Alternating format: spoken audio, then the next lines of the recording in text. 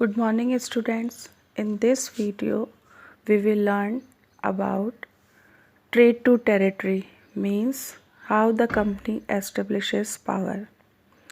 Students, as we know that Aurangzeb was the last of the powerful Mughal rulers.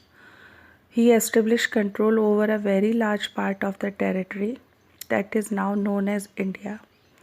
After his death in 1707, many Mughal governors and big zamindars began asserting their authority and establishing regional kingdoms.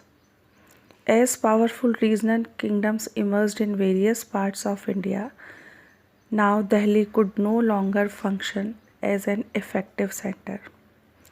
By the second half of the 18th century, a new power was emerging on the political horizon, the British.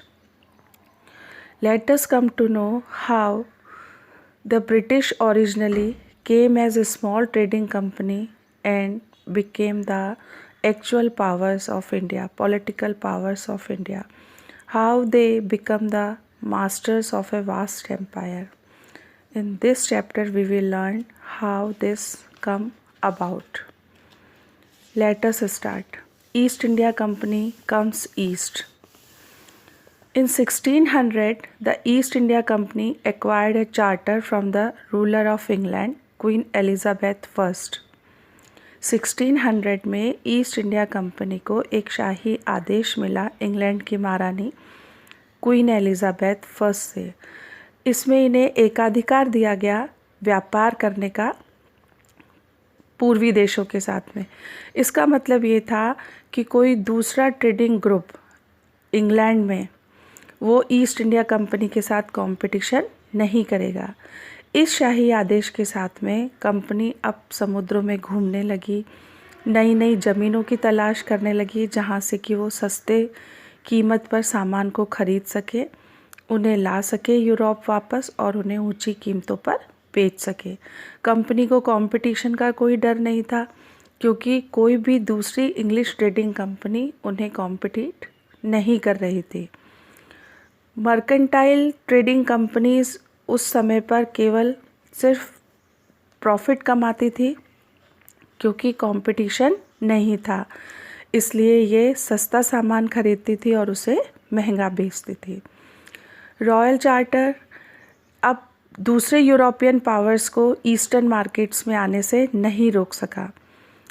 जिस समय पर अंग्रेजी जहाज ये Africa, western coast of Africa से Cape of Good Hope से होते हुए भारत हिंद महासागर को क्रॉस कर रहे थे, उसी समय पर पुर्तगाली जो थे उन्होंने अपनी प्रेजेंस बना ली थी इंडिया की वेस्टर्न कोस्ट पे और उन्होंने गोवा में अपना बेस बनाया था। वास्को डी गामा जो कि एक पुर्तगीज़ एक्सप्लोरर था, उसने भारत का समुद्री रास्ता ढूंढा था 1498 में।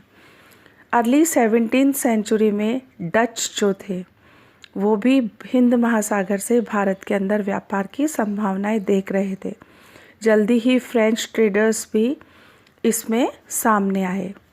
अब प्रॉब्लम क्या थी कि ये जो कंपनीज थी, ये सभी कंपनीज चाहे वो ब्रिटिश हो, डच हो, पुर्तगीज़ हो या इंग्लिश हो, ये एक ही तरह की चीज़ें खरीदती थी। इंडिया में बहुत ही अच्छी फ़ाइन क्वालिटी का कॉटन और सिल्क प्रोड्यूस होता था जिसका कि यूरोप में बहुत बड़ा मार्केट था। पीपर, क्लोव्स, कार्डमम और सिनेमन ये भी यूरोपियन कंट्रीज़ में ग्रेट डिमांड में थे। अब कंपटीशन जो था वो इतना ज़्यादा हो गया था, हालांकि इंग्लैंड से एक अकेली ईस्ट इंडिया कंपनी थी लेकिन बाकी के यूरोपियन नेशंस तो थे। ये लोग जिस कीमत पर सामान खरीदते थे और अपने देशों में ले जाकर बेचते थे तो इनके जो प्रॉफिट थे वो एक दूसरे से टकराने लगे और जितना लाभ ये कमाना चाहते थे उतना ये नहीं कमा सके। अब इससे बचने का क्या रास्ता था?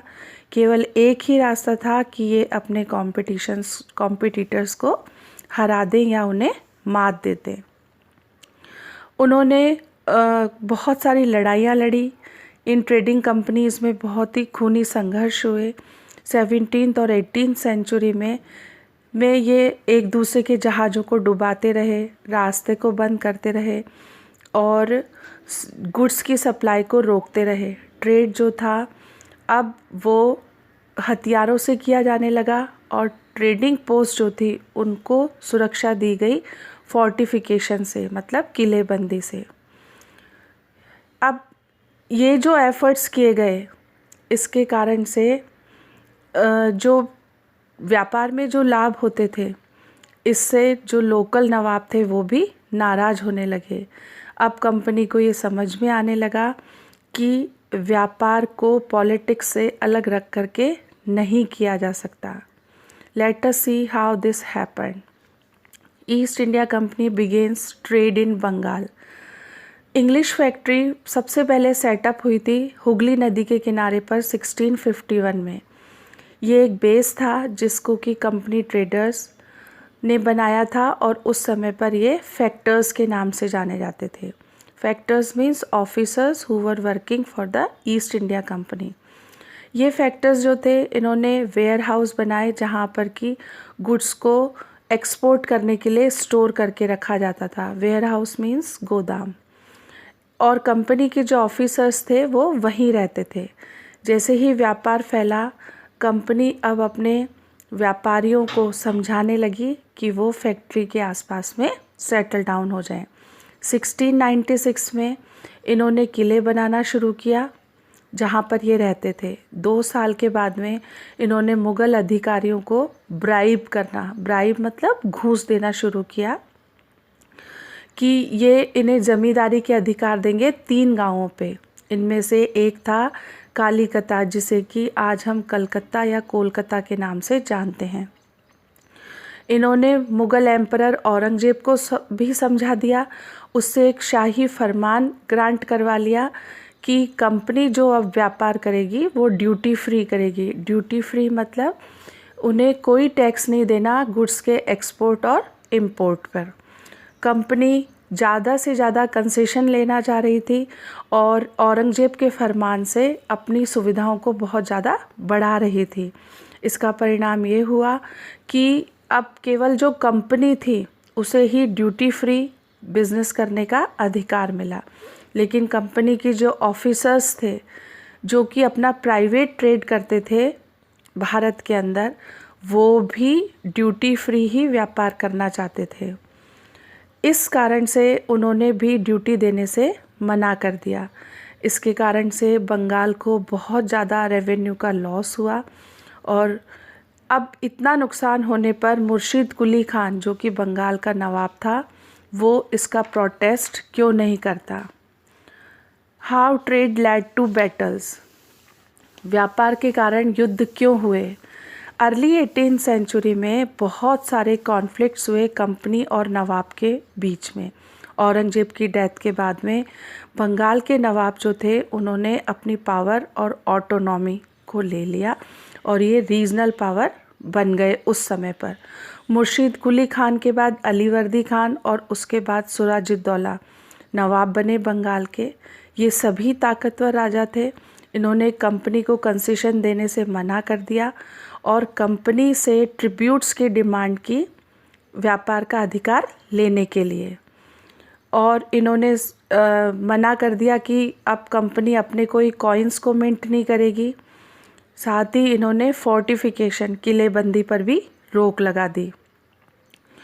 अब कंपनी जो थी वो उसे बहुत ज़्यादा नुकसान होने लगा क्योंकि अब उसे उतना रेवेन्यू नहीं मिलता था और नवाब्स जो थे उनकी अथॉरिटी में उन्हें काम करना पड़ता था। कंपनी टैक्स देने से मना कर रही थी, ये खराब लेटर्स लिख रही थी और बंगाल के जो नवाब थे और उनके जो अधिकारी थे उनको अपमानित कर रही थी। अब कंपनी जो थी इसने डिक्लेयर कर दिया कि वो वहाँ के लोकल ऑफिसर्स के डिमांड्स को पूरा नहीं करेगी और साथ ही साथ कोई भी ड्यूटी भी नहीं देगी। अगर वो ऐसा करती है तो वो ट्रेड को एक्सपेंड नहीं कर पाएगी।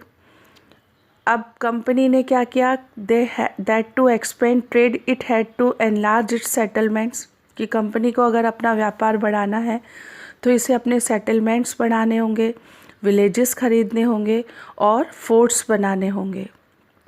अब ये जो कॉन्फ्लिक्ट था, इसके कारण से ये कॉन्फ्लिक्ट बढ़ता गया और इसके कारण से जो एक प्रसिद्ध युद्ध है बैटल ऑफ पलासी, ये सामने आया।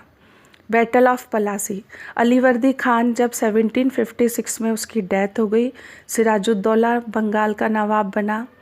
कंपनी बहुत ज़्यादा चिंतित थी, क्योंकि कंपनी चाहती थी कि कोई ऐसा नवाब बने, कोई ऐसा राजा बने जो कि कंपनी के हाथों की पपेट, कठपुतली हो।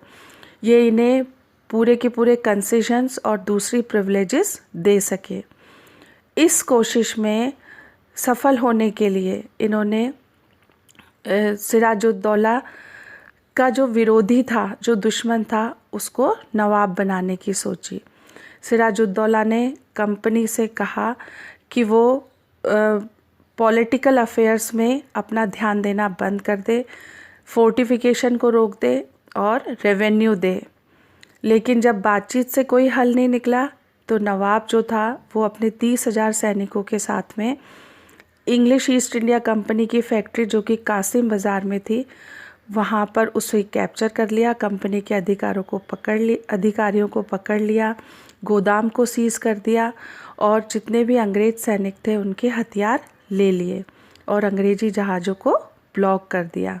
उसके बाद उसने कलकत्ता की तरफ मार्च किया और कंपनी के किले पर कंट्रोल किया।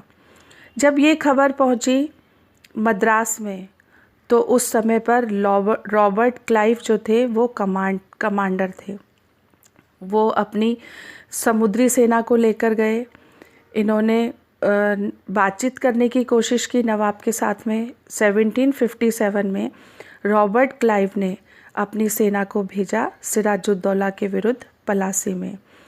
सिराजुद्दौला की हार हुई। इसके पीछे रीज़न ये था कि मीर जाफ़र, जो कि सिराजुद्दौला का एक कमांडर था, उसने इस लड़ाई में कभी हिस्सा लिया ही नहीं। क्लाइव ने मैनेज कर लिया था, उसे ये समझा दिया था कि रॉबर्ट क्लाइव उसका सपोर्ट करेगा अगर वो मदद करे सिराजुद्दौला को युद्ध में हराने पर। बैटल ऑफ पलासी बहुत ज़्यादा फेमस हुई क्योंकि ये कंपनी की पहली जीत थी जो कि उन्होंने भारत में हासिल की। Rest of the topic I will explain you in next video. Thank you.